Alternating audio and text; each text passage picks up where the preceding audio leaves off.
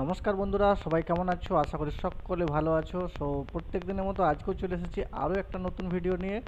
আজকের ভিডিওটা ওয়ার্ডপ্যাড সম্পর্কে আমরা আলোচনা করব সম্পূর্ণ বিস্তারিত। আজকের ভিডিওটা সম্পূর্ণ যদি দেখে নাও তাহলে মনে হয় না যে আর কোনো ভিডিও দেখার দরকার রয়েছে। চলুন ভিডিওটাকে শুরু করা যাক। সবার প্রথম আমরা জানবো ওয়ার্ডপ্যাড কী। ওয়ার্ডপ্যাড হলো একটা সহজ এবং হালকা full scale word processing application, যেটা মাইক্রোসফট উইন্ডোজের সঙ্গে বিনামূল্যেই কিন্তু পাওয়া যায়। সেটা মাইক্রোসফট উইন্ডোজ ইনস্টল করলে সেটার সঙ্গে অটোমেটিক্যালি ওর মধ্যেই দেওয়া থাকে। এটা একটা ফ্রি সফটওয়্যার। এটি নোটপ্যাড থেকে অনেক বেশি ফিচার সমৃদ্ধ। আমরা আগের ভিডিওতে নোটপ্যাড সম্পর্কে আলোচনা করেছি।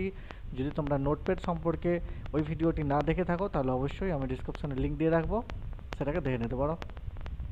তবে মাইক্রোসফট ওয়ার্ড এর মতো পূর্ণাঙ্গ ও শক্তিশালী নয়। মাইক্রোসফট ওয়ার্ড যে সফটওয়্যারটা রয়েছে সেটার মতো কিন্তু এই ওয়ার্ডপ্যাড অত পূর্ণাঙ্গ নয়। এই যে আমি সফটওয়্যারটা ইউজ করছি এটা হচ্ছে মাইক্রোসফট ওয়ার্ড। এর মধ্যে এত ফিচার্স কিন্তু ওয়ার্ডপ্যাডের নেই। তবুও ওয়ার্ডপ্যাড সম্পর্কে জানা ভালো, কারণ সবসময় তো মাইক্রোসফট ওয়ার্ড প্রত্যেক কম্পিউটারে ইনস্টল হয়তো অনেক ক্ষেত্রেই থাকে না। আর আমাদের যদি একটুখানি কাজ থাকে তাহলে আমরা ওয়ার্ডপ্যাড নিয়ে সেই কাজগুলো করতে পারি। হ্যাঁ, আর এই ওয়ার্ডপ্যাড যেহেতু একটা ফ্রি সফটওয়্যার এবং প্রত্যেক কম্পিউটারেই এটা থাকে, যখনই কম্পিউটার অপারেটিং সিস্টেম ইনস্টল করা হয় তখনই কিন্তু এটা ফ্রি সফটওয়্যার হিসাবে ওর সাথেই দেওয়া থাকে। ওয়ার্ডপ্যাড ব্যবহার করে কি করা যায়? ওয়ার্ডপ্যাড ব্যবহার করে কোনো কিছু লেখালেখি করতে পারা যায়, ফন্ট পরিবর্তন করতে পারা যায়, ছবি যুক্ত করতে পারা যায়, ফরম্যাটিং করতে পারা যায়, এসব করা যায়। প্রথমে কিন্তু ওয়ার্ডপ্যাড চালু হয়েছিল উইন্ডোজ 95 অপারেটিং সিস্টেমে। উইন্ডোজ 95 যখন এসেছিলো তখন এটি মাইক্রোসফট রাইটের পরিবর্তে আনা হয়, যা উইন্ডোজ 3.1 পর্যন্ত কিন্তু এটা ব্যবহৃত হয়। ওয়ার্ডপ্যাড আমরা কোথায় কোথায় ব্যবহার করব, মানে কি কি কাজের জন্য? না, এটা সাধারণত চিঠিপত্র লিখতে পারবো, নোটস তৈরি করতে পারবো, ছোটোখাটো রিপোর্ট তৈরি করতে পারবো, কোনো ফটো বা ফটোসহ ফরম্যাটেড টেক্সট ডকুমেন্ট তৈরি করতে পারবো, ছবি লাগিয়ে লাগিয়ে কিছু ডকুমেন্টস তৈরি করতে পারবো, কিংবা ডেমো হিসেবেও আমরা এর ব্যবহার শিখতে পারবো। শেষে ওয়ার্ডপ্যাড একটি সহজ ও ইউজার ফ্রেন্ডলি ওয়ার্ড প্রসেসর, যা শিক্ষার্থীদের জন্য বা প্রাথমিক ডকুমেন্ট তৈরির কাজে খুবই উপযোগী। যারা নতুন কম্পিউটার ব্যবহার শুরু করেছো তাদের জন্য এটি খুবই ভালো একটা সফটওয়্যার। আর দেরি না করে চলো আমরা ওয়ার্ডপ্যাডে যাই এবং একটা একটা করে মেনু আমরা ডিটেলস সম্পর্কে জানবো। ওকে, এটাকে এখন দরকার নেই, এটাকে আমি কেটে দিচ্ছি, এটাকে আমি সেভ করব না, এটাকে আমি এখানেই কেটে দিচ্ছি। অবশ্য বলে রাখি যে আমরা নেক্সট যখন আমাদের পরবর্তী ক্লাস হবে সে এমএস ওয়ার্ড সম্পর্কেও আমরা আসবো।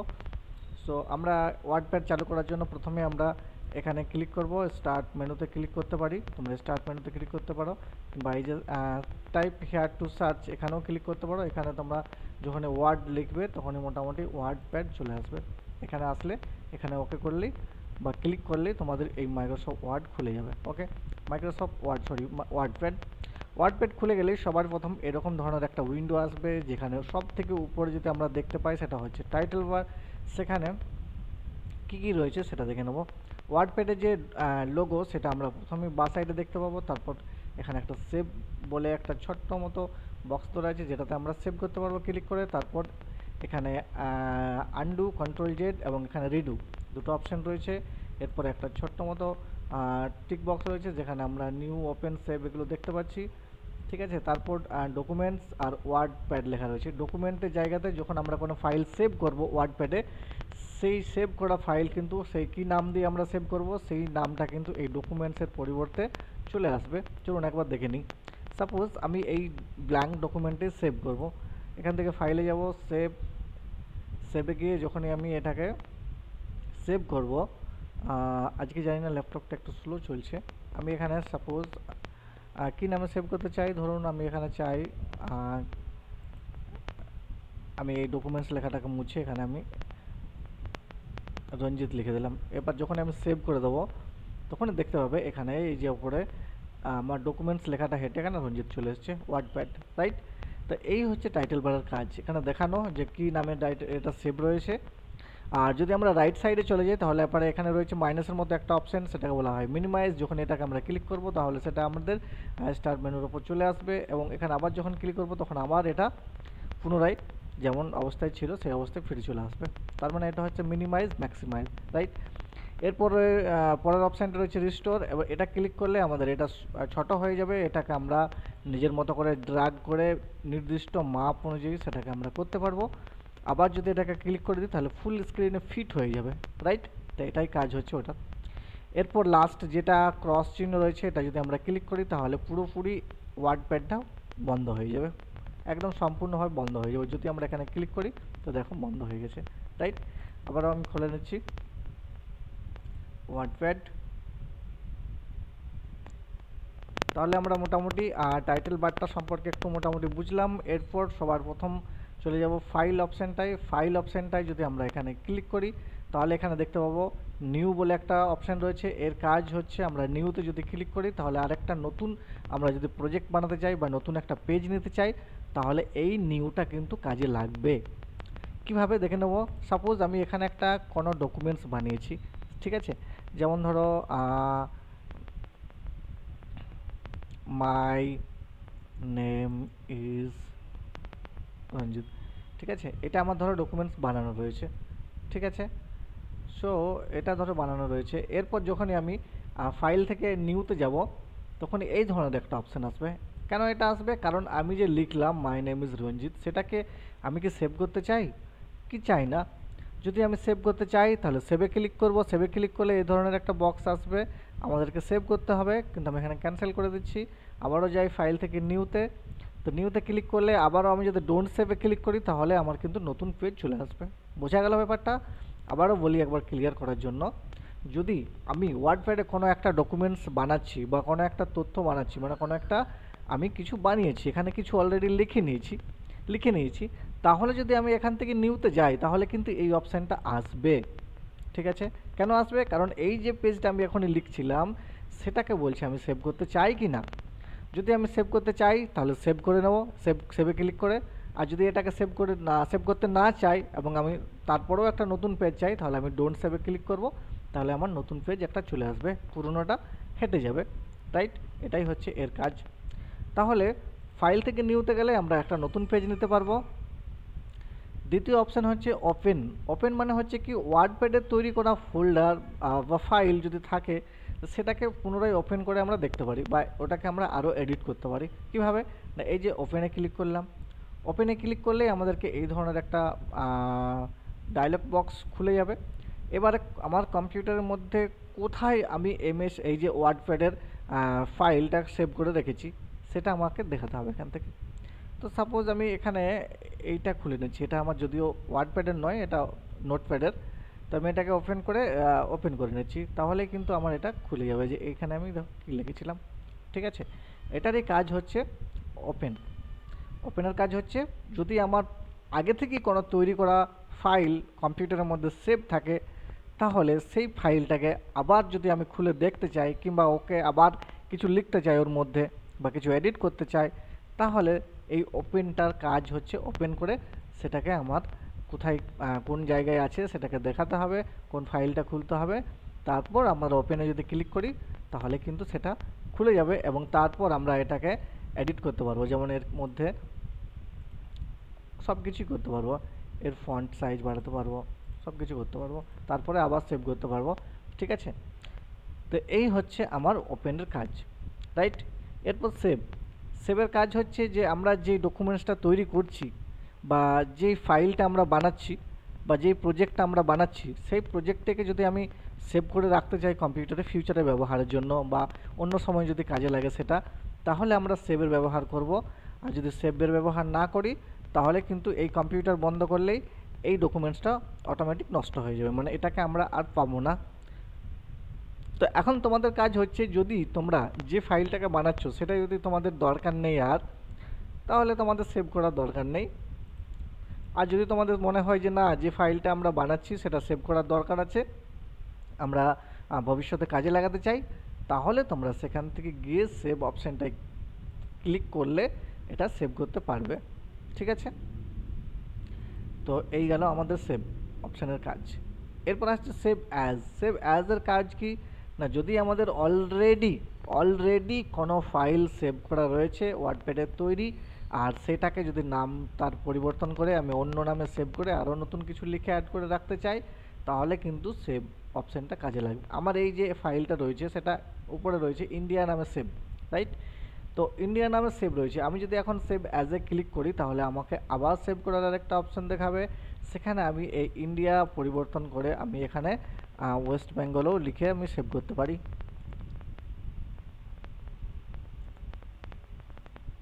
ঠিক আছে, তাহলে আমি যদি এখানে সেভ করে দিই তাহলে আমার ফাইলটা সেভ হয়ে যাবে। ঠিক আছে, সেভ হয়ে যাবে। দেখো আমার এখানে ওয়েস্ট বেঙ্গল লেখা আসছে। ঠিক আছে, আমি এখানে যদি ওপেন করি তাহলে আমি দেখতে পাবো ইন্ডিয়া বলেও একটা ফাইল রয়েছে এই ধরনের। আবার যদি আমি এখান থেকে ওপেন করে কি নাম দিলাম, ওয়েস্ট বেঙ্গল, এটা যদি ক্লিক করি তাহলে আমরা ওটাও পেয়ে যাব ওয়েস্ট বেঙ্গল নামে সেভ, রাইট?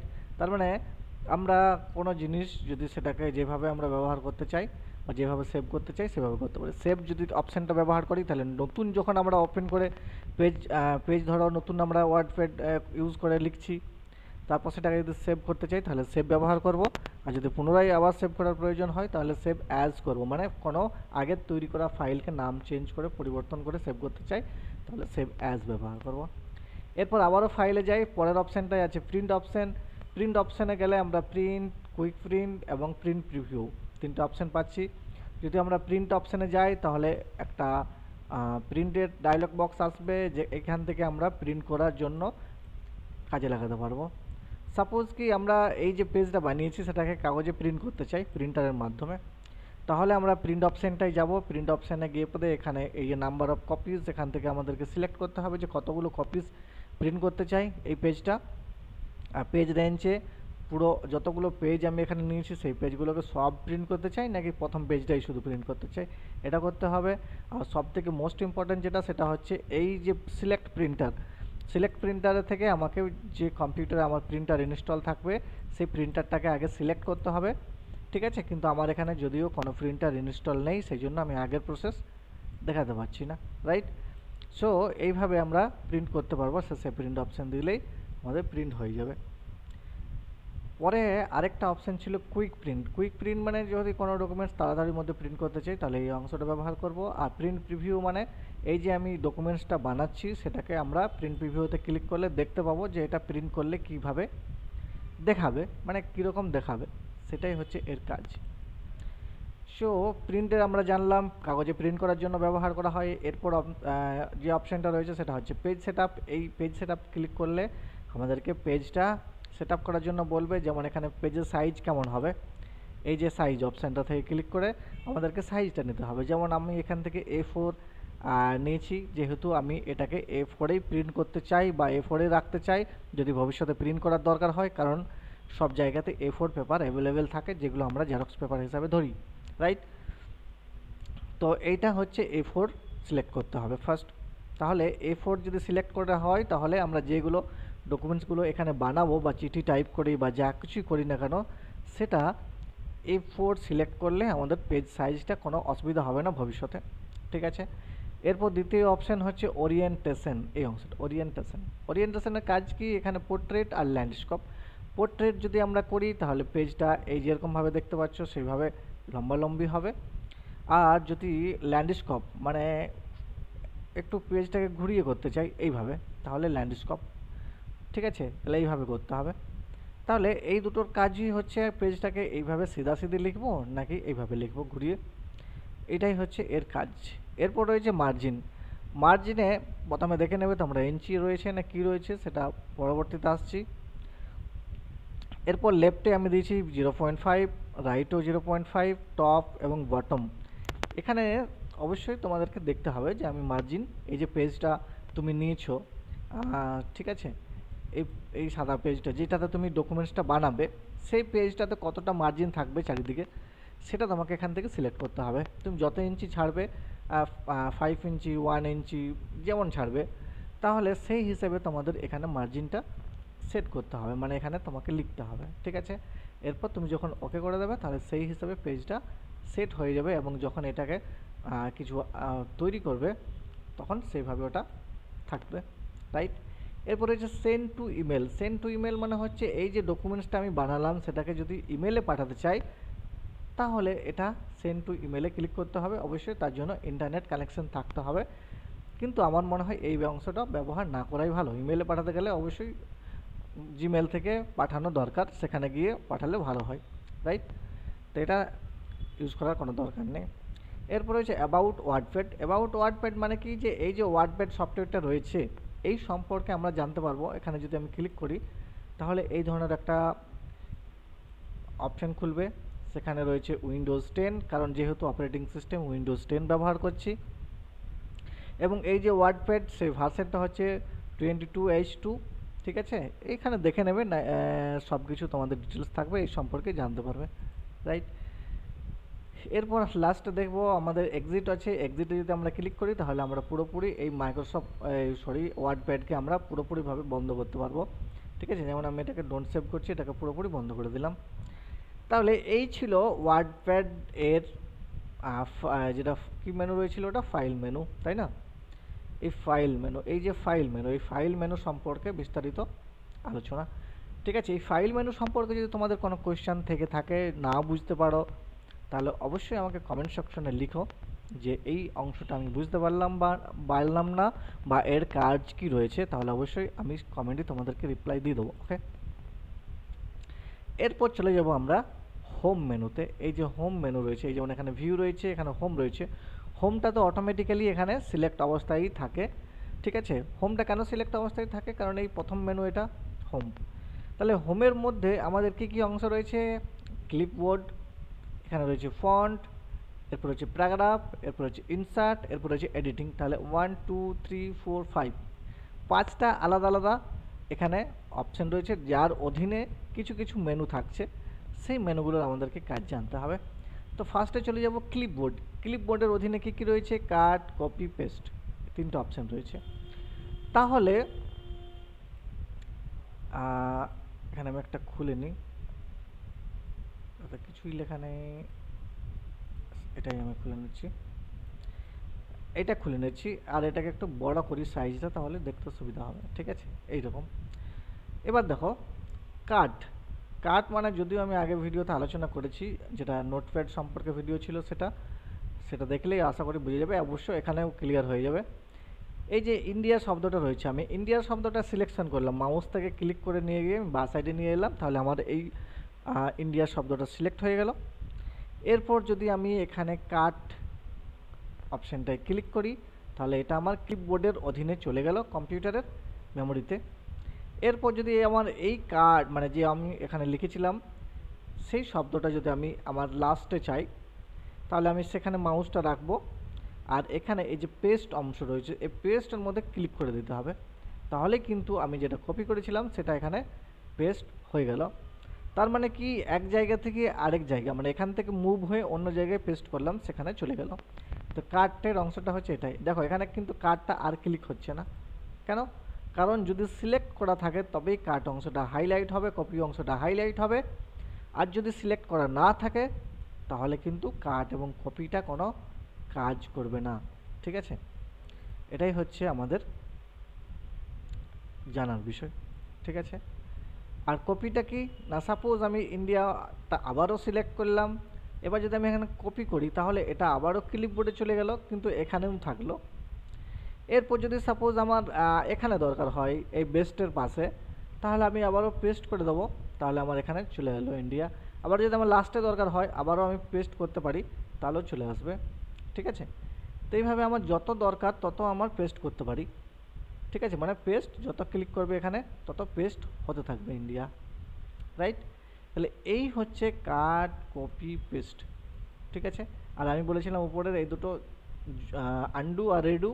তাহলে এখানে শর্টকাট মেনু কন্ট্রোল-Z আর কন্ট্রোল-Y যদি প্রেস করি তাহলেও কিন্তু এগুলো আমরা এখানে যদি আমি ক্লিক করি তো আমার পিছনে যাবে, আগে যদি ক্লিক করি তাহলে যেগুলো আমি মুছে গেছে সেগুলোকে ফিরিয়ে নিয়ে আসবে, ঠিক আছে? এটার কাজই হচ্ছে আমার পিছনে নিয়ে যাওয়া আর সামনের দিকে নিয়ে যাওয়া। যদি আমরা ব্যাক চাই, যে আমি এগুলো চাই না, তাহলে কন্ট্রোল-Z এভাবে ক্লিক করতে হবে, বা কিবোর্ড থেকে কন্ট্রোল+Z প্রেস করতে হবে।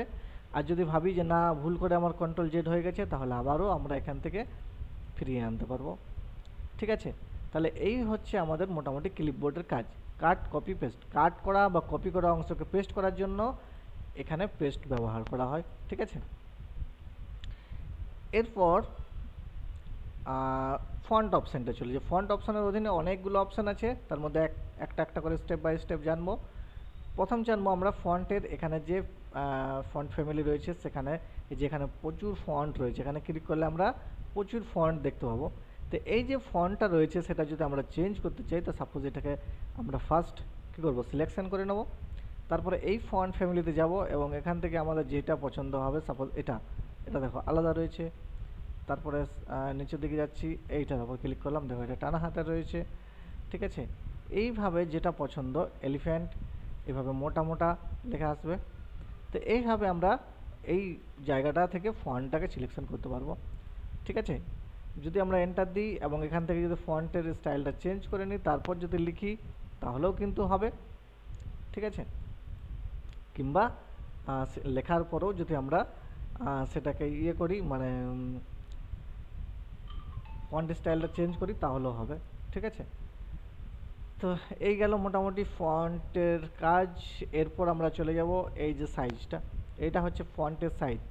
যদি এই লাইনটাকে সিলেকশন করি আর আমি যদি চাই যে এই ফন্টেরটা সাইজটা না আমার একটু বড় দরকার, তাহলে অবশ্যই আমরা এখানে 36 বা 48 ক্লিক করে নেব। এখান থেকে যদি আরও চাই তো 72 ক্লিক করে নেব।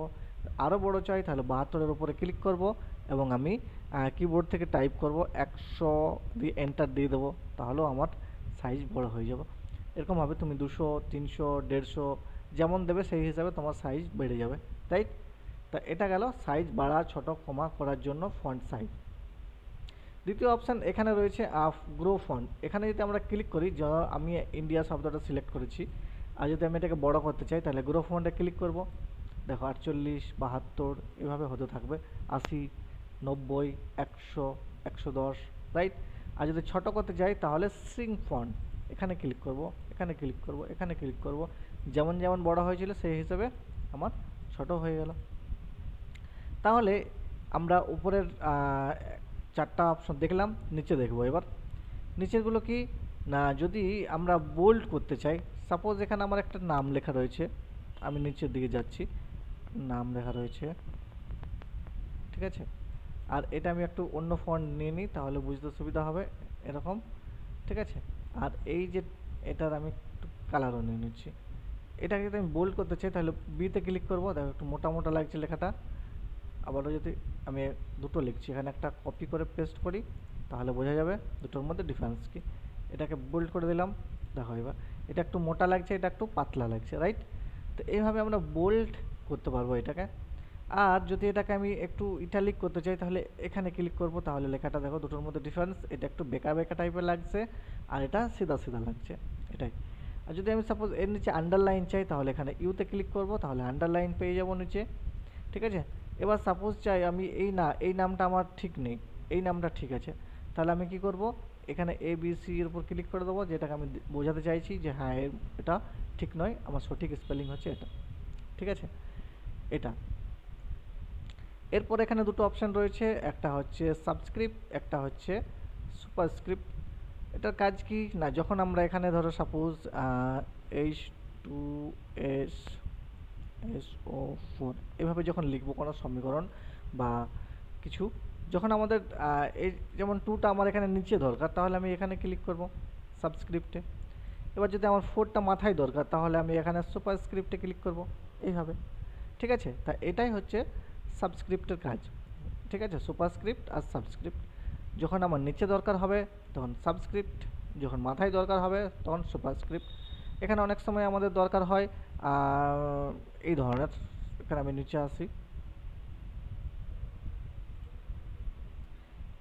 যেমন এখানে 10 দরকার হয়, এবার এখানে আমার TH লিখতে হয়, THটা মাথার মধ্যে যেমন হয়, তাহলে এখানে THটা সিলেক্ট করার পর এখানে আমরা ক্লিক করে দেবো, তাহলে 10th হয়ে গেল, রাইট। তো এইভাবে এগুলোকে ইউজ করতে পারো তোমরা। এরপর আমরা চলে আসবো এই জায়গাতে, এখানে আমাদের হচ্ছে ফন্ট কালার। যেমন আমি যদি এখানে এই লাইনটাকে কালার করতে চাই তাহলে এই লাইনটাকে সিলেক্ট করতে হবে ফার্স্ট। সিলেক্ট করার পর এখানে এই যে কালার অপশানটায় টেক্সট কালারের সাইডে ছোট্ট মতো অ্যারো চিহ্নের মতো রয়েছে, সেখানে ক্লিক করলে একটা কালার বক্স চলে আসবে। এবার এখান থেকে যে কালার করতে চাই সেই কালারটা আমরা এখান থেকে করতে পারি, ঠিক আছে। ধরো এখানে আমি এটাকে হলুদ করতে চাই, তাহলে এটা হলুদ হয়ে গেল। এখান থেকে যদি আমি মোর কালারে যাই তাহলে আমরা যে কোনো কালার এখান থেকে নিতে পারি, ঠিক আছে। এখানে গ্রিন আছে, সবই রয়েছে। তাছাড়াও যদি এখানে না পছন্দ হয় তাহলে এখান থেকে ডিফাইন কাস্টম কালারে যাবে, এখান থেকে যে কোনো কালার চুজ করতে পারবে। যেমন ব্লুর মধ্যে এখানে যদি এটাকে ক্লিক করে নিয়ে যাও তাহলে হালকা ব্লু, এখানে গেলে মোটামুটি মিডিয়াম ডিপ, আরও ডিপ, এখান থেকে ব্ল্যাক হয়ে যাবে, ঠিক আছে। তো এখান থেকে দেখে নেবে কোরকম চাই, ফির ওকে করবে, তাহলে সেরকম কালার চলে আসবে। তো এটা হচ্ছে কালার। এরপর আমরা আসবো এখানে যদি লাইনটা সিলেক্ট করি, এই অপশানটায় যাই, তাহলে এটা হচ্ছে আমাদের হাইলাইট কালার। যেমন ইয়েলোটা ক্লিক করলে এখানে কি হাইলাইট দেখাচ্ছে যে হ্যাঁ এটাকে যদি আমরা কালার চেঞ্জ করি তাহলে দেখো অন্য কালার চেঞ্জ হয়ে যাবে। মানে আমি কোনো টেক্সটকে, মানে লেখার মধ্যে তুমি এখানে অনেক কিছু লেখা লিখেছো, তার মধ্যে সেটাকে যদি তুমি হাইলাইট করে দেখাতে চাও কোনো একটা পার্টিকুলার কোনো ওয়ার্ডকে বা কোনো লাইনকে, তাহলে সেক্ষেত্রে আমাদের দরকার হয় এই হাইলাইট কালার করার, ঠিক আছে। এরপর আমরা জানবো ফন্টের যে অপশানগুলো আমরা সব জেনে নিলাম। এরপর প্যারাগ্রাফে আমরা চলে আসি, প্যারাগ্রাফ সম্পর্কে আমরা এখানে জানবো। তো আমি এখানে বোল্ড এগুলো হাটিয়ে দিই যা কিছু রয়েছে, তারপর নিচে আসি। সবকার ফার্স্ট জানবো এই যে 10th লেখা রয়েছে, সেটাকে আমরা যদি এখানে লেফট বা রাইটে নিয়ে যেতে চাই তাহলে কীভাবে নিয়ে যাব। সাপোজ এখানে ইনক্রিজ ইনডেন্ট, আর এখানে রয়েছে লেফটে রয়েছে ডিক্রিজ ইনডেন্ট। ইনক্রিজ ইনডেন্ট মানে যখন এখানে ক্লিক করব তাহলে সেটা আমাদের রাইট সাইডে যে কোনো একটা স্টেপে আমরা সেই প্যারাগ্রাফটাকে নিয়ে যেতে পারবো। আর যদি এটাই ক্লিক করি তাহলে বাঁ দিকে থেকে প্যারাগ্রাফটা শুরু করতে পারবো বা লেখাটা নিয়ে যেতে পারবো। তারপর আমরা দেখতে পাচ্ছি এখানে একটা বুলেট রয়েছে। বুলেট বলতে যখন আমরা কোনো কিছু লিখব, হ্যাঁ, তার প্রথমেই যদি আমরা কোনো এর ধরনের গোল গোল চিহ্ন চাই বা এই ধরনের 1 2 3 বা ABCD কিংবা বড় হাতের ABCD বা এই ধরনের কিছু চাই, তাহলে আমরা এখানে ক্লিক করে দেব। তারপর আমরা লেখাগুলো শুরু করব এইভাবে।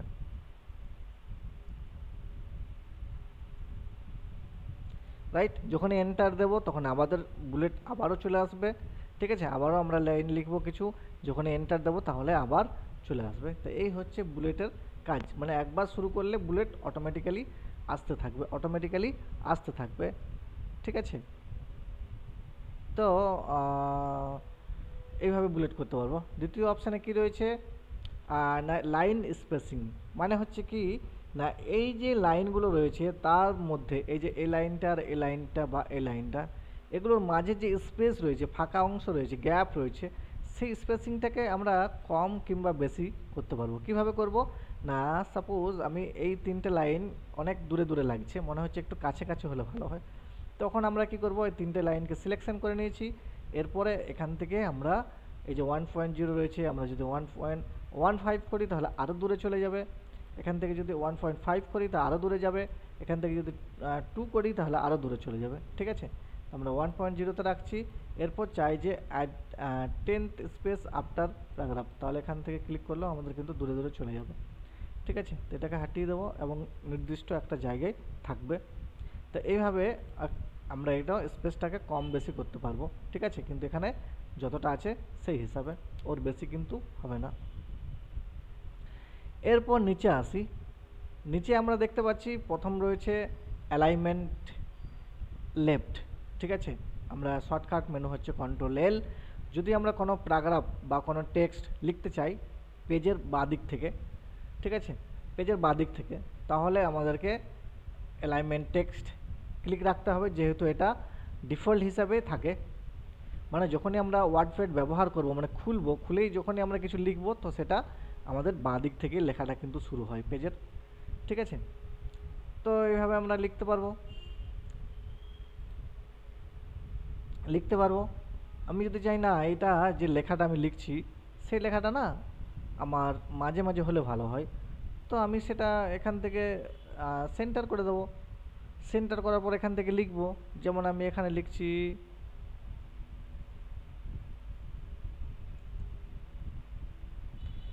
ঠিক আছে, এইভাবে লিখতে পারবো, মানে যা লিখবো এটা মাঝে মাঝেই হবে, রাইট। যদি ভাবি না আমাকে না কোনো প্যারাগ্রাফ রয়েছে যেটা আমি রাইট সাইড থেকে লিখতে চাই, তাহলে অ্যালাইনমেন্ট টেক্সট রাইট করতে হবে। এবার আমি এখানে লিখব, ঠিক আছে, যে আমি এখানে লিখছি আই এম রঞ্জিত, এইভাবে লিখতে পারবো, রাইট। তাহলে এটা তোমাকে দেখতে হবে যে আমি কোনো প্যারাগ্রাফ লেফট থেকে শুরু করব না সেন্টার থেকে করব, মাঝে মাঝে করব না রাইটে করব, এভাবে।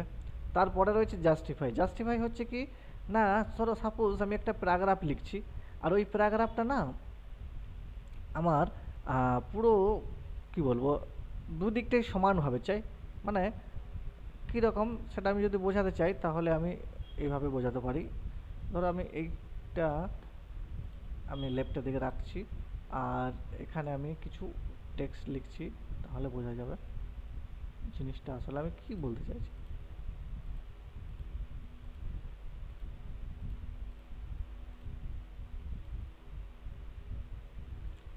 এগুলোকে আমি এইভাবে করে নিচ্ছি, আর এখানে আমি আবারও সিলেকশন করে দিচ্ছি এইভাবে।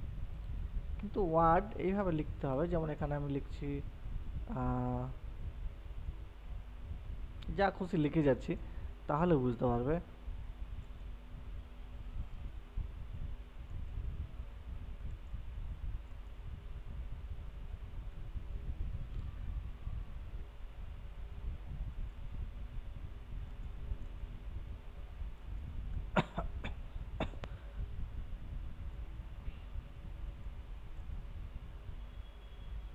এইভাবে লিখবো, তাহলে দেখো লাইনগুলো আমাদের কি হচ্ছে, পুরো সেন্টার হচ্ছে, মানে পুরোপুরি এদিকটাও যেমন সমান হচ্ছে এদিকটাও সমানভাবে হবে, দেখতে খুব সুন্দর লাগবে। যদি কোনো বড় প্যারাগ্রাফ হয় বা 3 লাইন 4 লাইন 2 লাইন, তাহলে আমরা সেটাকে জাস্টিফাই যদি করতে চাই তাহলে এইভাবে করলে মোটামুটি এদিকটা সমান থাকবে, এদিকটাও সমান থাকবে, লেফট রাইট দুদিকটাই সমানভাবে থাকবে, ঠিক আছে।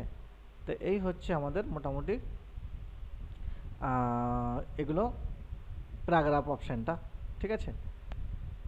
তো এখানে আরেকটা প্যারাগ্রাফ অপশন রয়েছে, প্যারাগ্রাফটা আমাদেরকে লেফটে বা রাইটে না ফার্স্ট লাইনে কত কি স্পেসিং কী সব থাকবে, এখান থেকে আমরা সেগুলো করতে পারবো সেটিং, হ্যাঁ সব এখানে অ্যালাইনমেন্ট লেফট রাইট কী সব আছে, ট্যাবসে গেলে ট্যাবসেও আমরা অনেক কিছু অপশান পেয়ে যাব, তো এগুলো করতে পারবো।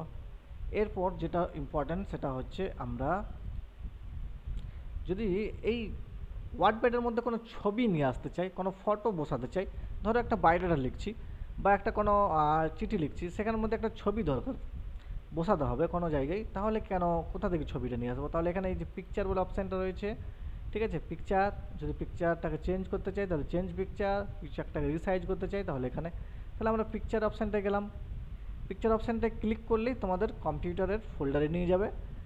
এবারে তোমার কোথায় ফটো আছে সেই জায়গায় যাও, সাপোজ আমি এখানে ডি ড্রাইভে যাচ্ছি, এখানে ফটোসে যাচ্ছি,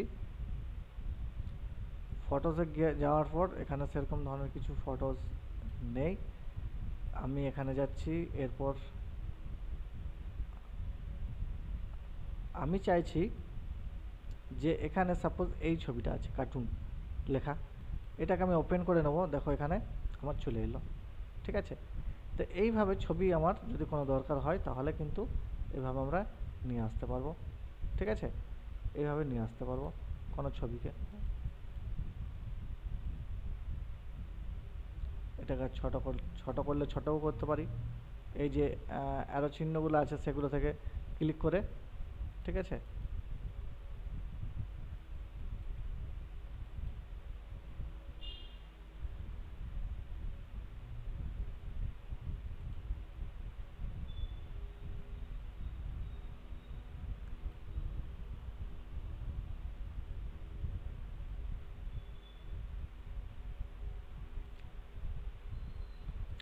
সো যাই হোক,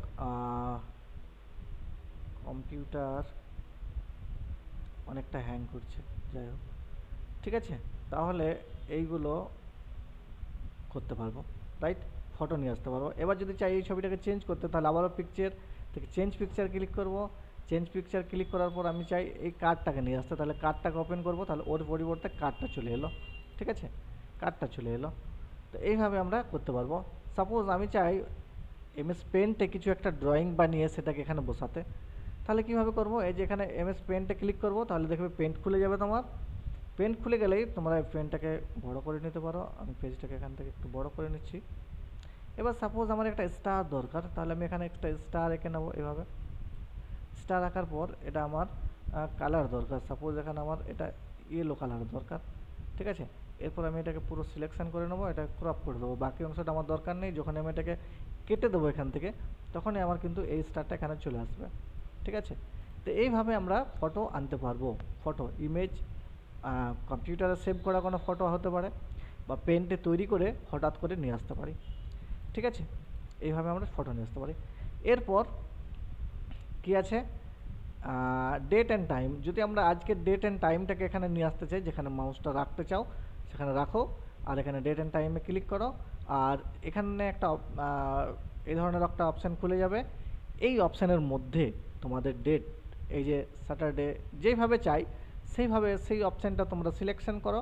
আমি চাই ডেট টাইম, তাহলে এখানে ক্লিক করবো, এরপর ওকে করে দেবো, তাহলে দেখো এখানে ডেট অ্যান্ড টাইম চলে এলো। তাহলে ডেট অ্যান্ড টাইম যদি কোথাও দরকার হয় তাহলে লেখার দরকার নেই, এখানে থেকে সহজেই চলে আসবে, রাইট। এইভাবে এরপর কি একটা অপশান রয়েছে, ইনসার্ট অবজেক্ট। ধরো এখানে কোনো একটা অবজেক্ট আমরা এখানে আনতে চাই, কোনো ফাইল আমাদের ধরো বানানো আছে, এমএস ওয়ার্ডের হতে পারে বা নোটপ্যাডের হতে পারে, সেটাকে আমরা এখানে লাগাতে চাই। কিভাবে না, ইনসার্ট অবজেক্টে ক্লিক করব, এরপর আমরা এখানে ক্রিয়েট ফাইলে ক্লিক করব, ব্রাউজে গিয়ে চলে যাব। আমি চাই যে এই যে ইন্ডিয়া বলে যে ফাইলটা রয়েছে সেটাকে সেভ করে ওখানে লাগাতে চাই, ওপেনে ক্লিক করব, আবারও ওকে করে দেবো, তাহলে দেখো এখানে টেক্সট ফাইল ইন্ডিয়া বলে চলে এলো। এটাকে ডাবল ক্লিক করো, দেখো তোমাদের এইটা খুলে যাবে, মানে যেটা অলরেডি লাগিয়েছি আমি, ঠিক আছে।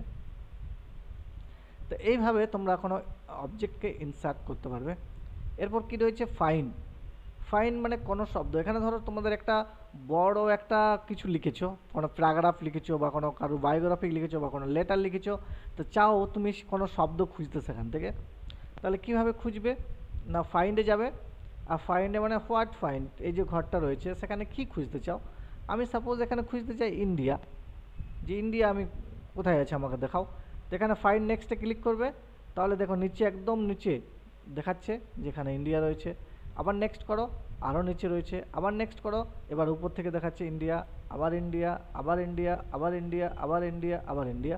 তো এখানে ইন্ডিয়া ইন্ডিয়া ইন্ডিয়া চলে আসছে, ঠিক আছে। এইভাবে আমরা দেখতে পারবো। এটার কাজ হচ্ছে খোঁজা কোনো শব্দকে, যে কতগুলো আমি লিখেছি ওই শব্দটা, কোনো নাম হতে পারে কারুর বা যা খুশি হতে পারে, সেটাকে দেখতে পারবো, ঠিক আছে। এরপর আমরা চলে যাব রিপ্লেস। রিপ্লেসটার কাজ কি, ধরো কোনো শব্দের পরিবর্তে অন্য শব্দ দেওয়া, এটারই কাজ হচ্ছে রিপ্লেস করা। দেখে নেবো কীভাবে হয়। এই যে রিপ্লেস অংশটা ক্লিক করব, তো এখানে এরকম ধরনের একটা অপশান খুলে যাবে। প্রথমে রয়েছে ফাইন্ড হোয়াট, কী খুঁজতে চাও, আমি এখানে লিখেছিলাম ইন্ডিয়া, তো ইন্ডিয়াটাই চাই। রিপ্লেস উইথ মানে এই ইন্ডিয়ার পরিবর্তে আমি কি চাই, ইন্ডিয়ার পরিবর্তে আমি চাই এখানে ওয়েস্ট বেঙ্গল হোক, ঠিক আছে, ওয়েস্ট বেঙ্গল হোক। তাহলে আমি এখানে ওয়েস্ট বেঙ্গলে ক্লিক করব, আর এখানে যতগুলো ইন্ডিয়া শব্দ আছে ততগুলো সবকে আমি এক ক্লিকেই পরিবর্তন করতে চাই, নাকি এখানে এই যে রিপ্লেস অংশটা যদি চাই তাহলে প্রথম কার্ডটা হবে, আর আমি যদি সব রিপ্লেস করতে চাই তাহলে রিপ্লেস অলে ক্লিক করে দেবো, আর প্রত্যেকটাই শব্দই আমার হয়ে যাবে, ঠিক আছে।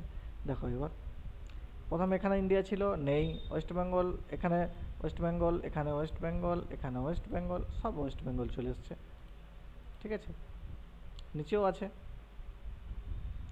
এইভাবে আমাদেরকে সব চেঞ্জ করে দেবে, ঠিক আছে। এগুলো সব এডিটিংয়ের মধ্যে। এরপর হচ্ছে সিলেক্ট অল। সিলেক্ট অল মানে কি, এই যে পুরো পেজটার মধ্যে যত খুশি আমি লিখেছি সবকে যদি আমি ক্লিয়ার করতে চাই, মানে সব হাঁটাতে চাই, তাহলে এই যে সিলেক্ট অলে ক্লিক করব, আর আমি কিবোর্ড থেকে ডিলিট করে দেবো, তাহলে সব হেঁটে যাবে, সব হেঁটে যাবে, যা যা নিয়েছিলাম পুরো ব্ল্যাঙ্ক, রাইট। এটাই হচ্ছে সিলেক্ট অলের কাজ। তাহলে আমরা জানলাম ক্লিপবোর্ড, ফন্ট, প্যারাগ্রাফ, ইনসার্ট আর এডিটিংয়ের মধ্যে ফাইন্ড, রিপ্লেস আর সিলেক্ট অল এইসব সম্পর্কে। এগুলোকে আমি ঘুরিয়ে আনতে চাই, তাহলে আবার কন্ট্রোল জেড করব কিবোর্ড থেকে, বা ওখানে আন্ডুতে ক্লিক করব, তাহলে এগুলো ফিরিয়ে চলে আসবে, আবার ফিরে চলে আসবে, ঠিক আছে। সাপোজ এটাকে আমি নো কালার করে দিচ্ছি, মানে হাইলাইট কালারটা। এরপর আমরা চলে যাব ভিউ ট্যাবে। ভিউ ট্যাবে ক্লিক করলে কি কি পাবো, প্রথম হচ্ছে জুম ইন, আমরা এই যে পেজটা রয়েছে সেটাকে জুম ইন করতে পারবো, যেমন জুম ইন ক্লিক করলে এটা জুম হতে থাকবে, ঠিক আছে, 160 170% এইভাবে। আবার জুম মাইনাস জুম আউট করতে চাই তাহলে এখানে আবার ক্লিক করব, তাহলে নর্মাল হতে থাকবে কম কম কম কম কম কম, ঠিক আছে, এভাবে। যত ছোট করতে চাই এভাবে। এরপর হচ্ছে 100%, এখানে যদি ক্লিক করি তাহলে এটাই হচ্ছে নর্মাল 100%। আর তারপরে অপশান রয়েছে এগুলো জুম, তাহলে জুমে 3টে অপশান পেলাম, জুম প্লাস করার জন্য, মাইনাস করার জন্য, আর 100% করার জন্য 3টে। আর এখানে রয়েছে রুলার মানে এই যে রুলার অপশানটা রয়েছে রুল, সেটা এখানে যদি ক্লিক করি তাহলে রুলারটা হেঁটে যাবে। আর যদি এখানে আবার টিক মার্ক করে দিই তাহলে রুলারটা চলে আসবে। রুলারটার জন্য অনেক সুবিধা হয় দেখতে। স্ট্যাটাস বার, এখানে যদি ক্লিক করি তাহলে আমাদের যে স্ট্যাটাস বারটা ছিল নিচে, এই যে নিচে এই বারটা, এখানে যে 100% নিচের দিকে দেখা যাচ্ছে 100%, আর এখানে প্লাস, এখানে মাইনাস, যেখানে জুম ইন হচ্ছিল সেটাই হচ্ছে স্ট্যাটাস বার। যদি ওটা এখানে রাখতে চাই মানে দেখতে চাই তাহলে এখানে টিক করতে চাও তাহলে করে দাও, আর যদি ভাবছো না ওটা আমার দরকার নেই তাহলে ওটাকে হাটিয়ে দিতে পারো। এরপর চলে যাবো আমরা র্যাপ, ওয়ার্ড র্যাপ। এইখানে ক্লিক করলে আমাদের এখানে 3টে অপশান দেখতে পাবো। প্রথমে আছে নো র্যাপ। নো র্যাপে যদি আমরা ক্লিক করি তাহলে এই যে পেজটা আছে সেটা এমনভাবে পরিবর্তন হয়ে যাবে যেটা তুমি একটা লাইনেই লিখতে পারবে। কীভাবে হয় চলো দেখে নিই একবার। প্রথমে এগুলো সব আমরা হাটিয়ে দিলাম। র্যাপ টেক্সট মানে ওয়েব পেজের মতো, এখানে ক্লিক করলেই দেখো একটা ওয়েব পেজের মতো পুরো জুড়ে পেজ হয়ে গেল। এবার যেগুলো তুমি টাইপ করবে, লিখবে, তাহলে এখানে আমি লিখে যাচ্ছি, তাহলে কি হবে না লিখেই যাবে এখানে তোমার। দেখো এবার এই দেখো এইভাবে তোমার পেজটা লিখতে থাকবে, মানে পুরো একটা লাইনেই হতেই থাকবে, ঠিক আছে। তাহলে এটাই হচ্ছে এখানে নো র্যাপ। আর র্যাপ উইথ উইন্ডো, এটা এখানে ক্লিক করলে এইভাবে উইন্ডো দেখতে পাবে পুরোপুরি, কিন্তু ওইরকম লম্বায় হতে থাকবে, যত বড় লিখবে তত বড় এখানে হতে থাকবে, কিন্তু এখানে উইন্ডোর বাইরে যাবে না। তখন কি হচ্ছিল, এখানে যদি আমি নো র্যাপে ক্লিক করি তাহলে উইন্ডোর বাইরে চলে যাচ্ছিলো, যেটা আমি এখানে এই যে লাস্ট যে জায়গায় টাইপ করছি সে জায়গায় তো দেখতে পাচ্ছি, কিন্তু আমার বাঁ সাইডের লেখাগুলো আমার ভেতরে ঢুকে যাচ্ছে, এই যে এবং এদিকে ভেতরে ঢুকে যাচ্ছে, এগুলো দেখতে পাচ্ছি না। কিন্তু এখানে যদি আমি র্যাপ উইন্ডো করতে চাই তাহলে আমি যে এই যে উইন্ডোটা রয়েছে সেখানের মধ্যেই দেখাবে, যে যত লেখা হবে এর মধ্যেই থাকবে। এখানে যেমন লিখছি যতটা উইন্ডো রয়েছে তার মধ্যেই থাকবে, তার বাইরে কিন্তু যাবে না, রাইট, এটাই। আর যেটা র্যাপ টু রুলার মানে পেজের মতো আকারে পরিবর্তন হয়ে যাবে, এই এতটার মধ্যে রুলারের যতটা রুলার আছে অতটার মধ্যেই থাকবে, ঠিক আছে এটা। আর সবার শেষ যে অপশানটা রয়েছে সেটা হচ্ছে মেজারমেন্ট ইউনিট। এখানে যদি ক্লিক করি তাহলে আমরা কতগুলো অপশান দেখতে পাচ্ছি। সবকার ফার্স্ট রয়েছে ইঞ্চি, তারপর সেন্টিমিটার, তারপর পয়েন্টস, তারপরে ফিকাস। এখানে যদি আমরা ইঞ্চিতে চাই, সাপোজ কি আমি এই যে পেজের মধ্যে যে মার্জিনটা ছেড়েছি সেটা আমি কিন্তু ইঞ্চিতে ছেড়েছি। আমার যদি এখানে সেন্টিমিটার ক্লিক করা থাকে তাহলে এখানে সেন্টিমিটারে আমার রুলারটা হয়ে যাবে। আর যখনই আমি ফাইল মেনুতে গিয়ে পেজ সেটআপ অপশানটায় যাব, আর আমি এই যে লেফট রাইট এগুলোতে যখন আমি এখানে লিখতে চাইবো যে আমি 0.5 করে আমার যদি এগুলোতে জায়গা ছাড়া থাকে, আর যখন আমি ওকে করব তাহলে কিন্তু রুলারটা দেখো একদম সামনে হয়ে গেছে, টেক্সটটা পুরো পেজের প্রথম থেকে স্টার্ট হয়েছে, মানে সেই হিসেবে রুলারটা কিন্তু পুরো পেজ জুড়ে আমরা লিখতে পারবো, ঠিক আছে। তাহলে এটা হচ্ছে ইঞ্চিতে যদি আমরা করতে চাই রুলারটাকে তাহলে ইঞ্চিতে রাখবো, পয়েন্টে রাখতে চাই পয়েন্টে রাখবো, এখানে যা খুশি করতে পারবো, কিন্তু ইঞ্চিতে রাখাটাই বেটার, ঠিক আছে। তো এইভাবে আমরা ওয়ার্ডপ্যাডকে ব্যবহার করে আমরা সমস্ত কিছু কাজ করতে পারবো। অবশ্যই ভিডিওটাকে একবার না হলে দুবার, তিনবার, চারবার দেখো, আশা করি তেমন কিছু কঠিন নেই, অনেক সহজ রয়েছে, ঠিক আছে। এছাড়াও যদি কোনো কিছু বুঝতে অসুবিধা হয় তাহলে কমেন্টে গিয়ে লিখো যে এই অপশানটা আমি বুঝতে পারছি না, আমি চেষ্টা করব সেটাকে আবারও বোঝার, ঠিক আছে। আর সবার শেষে বলবো যে এই যে ওয়ার্ডপ্যাডকে ব্যবহার করে কীভাবে তোমরা বায়োডাটা বানাবে বা লেটার বানাবে সেগুলো আমি অন্য কোনো ভিডিওতে, প্র্যাকটিস ভিডিওতে সেগুলোকে দেখানোর চেষ্টা করব। সো আজকে ওয়ার্ডপ্যাড সম্পর্কে এই ছিল, আর পরবর্তী ভিডিওতে আমি চেষ্টা করব ওয়ার্ডপ্যাড সম্পর্কে এই যে অপশানগুলো সম্পর্কে আলোচনা করলাম, সেই মেনুগুলো সম্পর্কে তোমাদেরকে নোট দেওয়ার চেষ্টা করব। মানে যদি তোমরা লিখতে চাও কোন মেনুটার কী কাজ রয়েছে সেটা, তাহলে আমি সেটা পরের ভিডিওতে দিয়ে দেবো, যদিও কোনো প্রবলেম না হয় সেই জন্য। ঠিক আছে, যেন অসুবিধা না হয়। তো অনেক টাইম দিয়ে দিয়েছো, অনেক লং হয়ে গেছে আশা করি ভিডিওটা, কারণ স্টেপ বাই স্টেপ না বুঝলে অসুবিধা হবে, সেই জন্য আমি এটা চেষ্টা করলাম। ওকে, সো ভিডিওটা শেষ পর্যন্ত দেখার জন্য তোমাদেরকে অনেক অনেক ধন্যবাদ। তোমরা সবাই ভালো থাকো, সুস্থ থাকো, পরবর্তী ভিডিওতে আবারও ফিরে আসবো। সো আজকে এই পর্যন্তই, bye bye, have a nice day.